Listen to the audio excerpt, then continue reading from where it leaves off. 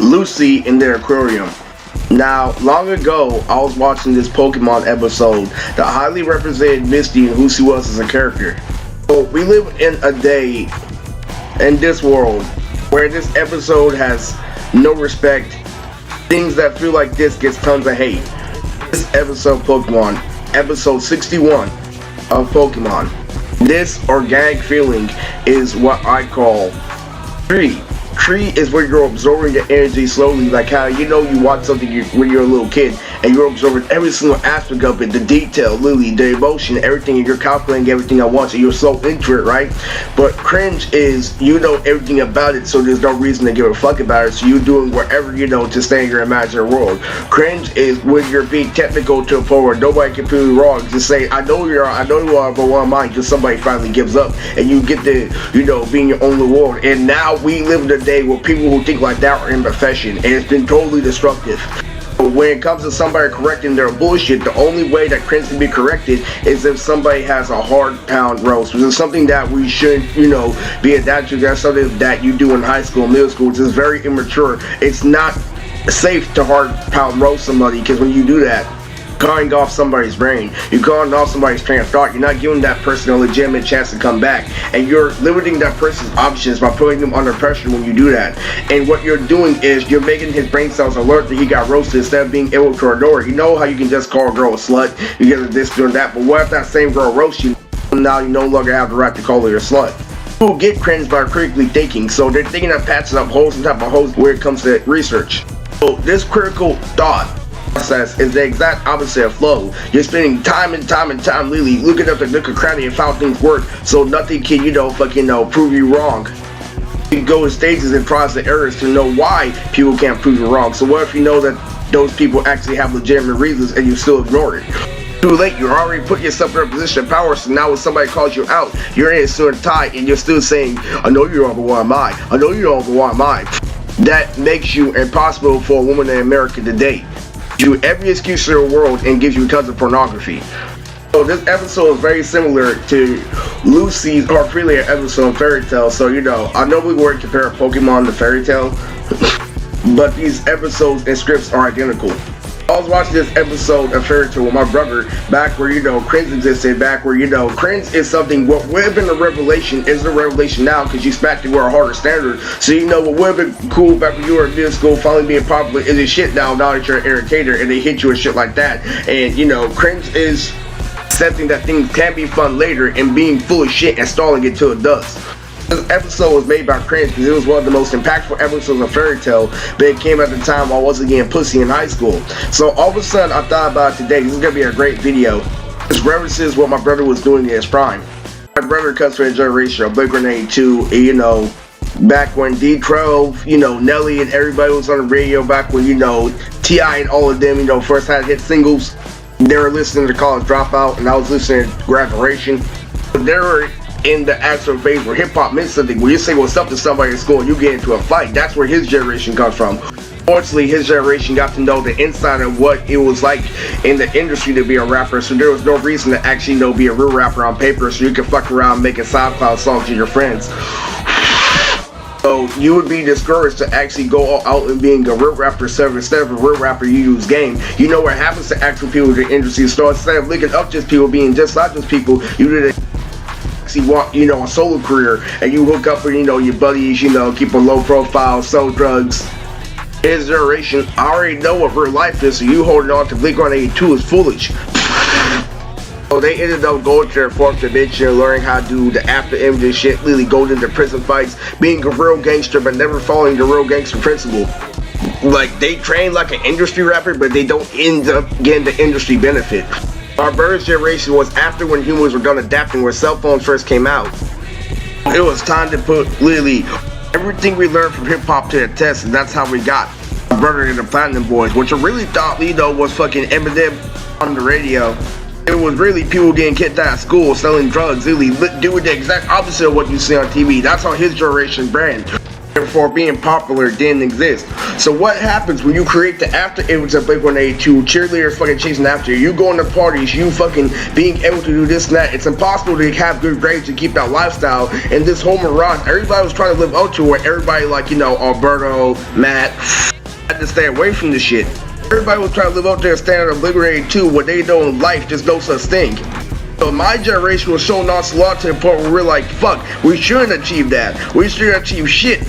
All we're focused on is how we're gonna fucking make this. What my generation was literally all this shit is we're gonna get some fucking pussy, you know, not caring about shit. And like literally my generation had to understand that other generation would take care of us for getting that we had to put on for their generation. So, you know, my generation got to look up to, you know, people like, you know, Matt and my brother being able to like have broken down cars and still being able to make a living. But you know, what we do respect is that they're way more multi-dimensional than us because they were there when music first came out. So they left us knowing that, you know, fucking being popular isn't real, knowing that, you know, fucking there are crazy people out there, and letting, you know, our brothers go to our schools where we got kicked out. That's how this whole shit started. Them not telling the truth. They're not really popular. They're just controlling the situation. As soon as they control the situation, you get kicked out of school. It's a fool man's game. This episode of Pokemon let me know something different about the world. It let me know that this organic feeling does exist, but it's in the right context. But people really stress this out and abuse this context. The episode is really self-explanatory, so the whole thing is cringe is that they want to explain, you know, the whole front and back of the manga like it's an encyclopedia, like shit doesn't matter. And being, you know, capable of understanding somebody else's feelings during that process. When this episode is self-explanatory to the fullest. First off, we all know about Pokemon, right? How it works. There's Misty, there's Brock, and then there's Ash. You know how Brock and Ash are on screen most of the time? A little kid can tell that Misty has been waiting for a long time to prove herself, and very first thing, Lily Cringe wants us to explain that. If you don't know, it's the Pokemon episode where Misty gets at the stage play because he's known for water Pokemon, and so she actually gets to perform in their aquarium play. So this is an episode where even a baby can tell that this person has been waiting for something and that the other two are better. Sorry, this is how our human mind actually works because of their organic energy they present in Lily and how the episode pans out. You can understand what they're trying to do, but I felt something about this. I'm like, this show is beautiful. Something doesn't feel right though. Why are they making this dramatic scene about this character who really gets shine? Because I grew up watching Yu-Gi-Oh! I was never a big Pokemon fan. But this episode stood out to me because it made me think about Misty as a character. And you know, because I know girls, you know, don't get this opportunity in general. I felt like something was, you know, fucking, you know, bright and exaggerated about that situation. Like, I can tell that it's a beautiful scene, but it was for the wrong reason. And instead of actually having a Pokemon match, we actually got this long, dragged out, you know, performance play, and I loved it because it was my favorite episodes of Pokemon, but it let me know that we really left out on Misty. That's why when she finally got her moment, they dragged it out. I saw something similar from the scripting, and I actually figured out while I'm older, there was this voice when you're younger that says something like, you can't tell, but when you're a little kid, say if your parents get into an argument, what's gonna happen is an OG or somebody close to you or your neighbor is gonna move their feet and they're gonna say something. You gotta make sure, because what happened to you happened more than once. It happened to multiple people, so you get heard really more than once. And when you're older, you gotta recognize what that soft voice said. At first, it's gonna be invisible, but you can feel it, but you'll understand what it says later. I can understand, you know, the voice actor Misty, you know, because he knows what a crippin' blood is, and you know, freaking being a criminal is actually heavily intertwined in his voice acting career as a whole, because it means that you're trying to live a better life and somebody gave you limited tools, but you gain advanced skills by learning how, you know, fucking clown and do imagery by joining a gang.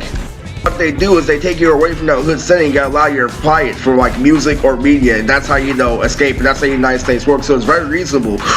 I can hear this undertone voice every single time she's performing. I don't want to do this. I don't want to do this. I don't want to do this. And I don't know why, because there's no way this shit exists in real life. This beautiful dramatic scene, nobody fucking, you know, we treat women like sluts. We treat women like shit in society. Ain't no fucking way that this scene holds weight. It's not about that. It's the natural feel. It's the understanding of that scene is what matters, because that scene can be misinterpreted as, you know, man, I remember that one day. So they get stuck in the mirage, and then gangsters get filled up and make it feel like it's real, because he's allowing you to hang with hella people, or the hella people are low quality, and you have to grow up to actually figure out what he's trying to do. In doing so, my brother gave me the biggest buzzkill of all time, where I was a senior in high school and fairy tale was about to end. So this scene is very similar. This is when Lucy is getting the shit kicked out of her, like Goku and Frieza in this wizard tournament, and I'm seeing the detail of how Lucy is getting her shit patted, and my brother is treating it like it ain't shit, because at the time I was complaining for not getting pussy. And I straight up told him that Lucy was getting the shit kicked out of her, and he was all like, alright, okay, I'm trying to watch this. It that reference. Dragon Ball Z in his prime did get shit because of the misunderstanding of all the fucking pressure from pussy or something bigger overshadowing it. It's like you finally get your fucking, moment to shine. You finally get your moment, fucking embrace it. And then somebody clouds on it with even more intense extreme situation. That's where we have cringe. That is cringe right there. Me finally trying to enjoy Dragon Ball Z as prime, my brother, but it's at the time where I've been bitching and complaining about bitches a lot, so it overrides it. But there was a catchphrase to that because the author of Fairy Tail wrote that episode on purpose to, one, expose what my brother was doing and let me know that he was trying to make me hide away from the gang. Two, to really let them know, because they told the writer this is what they're hitting with. They hit them with Big 182 feels, but they let them know that he's the better person. They're not allowed him to go to parties and shit, but they allowed him to have the attitude. They allowed him to feel bad for not socializing, for not, punching down. They allowed him to feel bad for that, fucking not stepping their game up, not doing what it's required to actually get Jordans, not actually do what it's required to actually, get better clothes in school. And he wanted me to know that this shit isn't real anyway. So it's like, man, this is similar to a Pokemon episode. So he did that referencing, letting you know that this is the insight, this is what they're hitting you with, this is why it's a mirage. And if he's still not treating it like, hey, shit, then we have to do something. This is why we have to do something about the Prince culture. Shit was taken over because where they're coming from, they look at what happens to a mainstream rapper. They look at what happens to somebody who was on their passion just for a war to ruin it with rape, and then you gotta stand down and belittle it like a man, like a grown man, like rape. Where is rape? I have an entire family. Always gotta get that for it because they'd rather use that excuse to escape.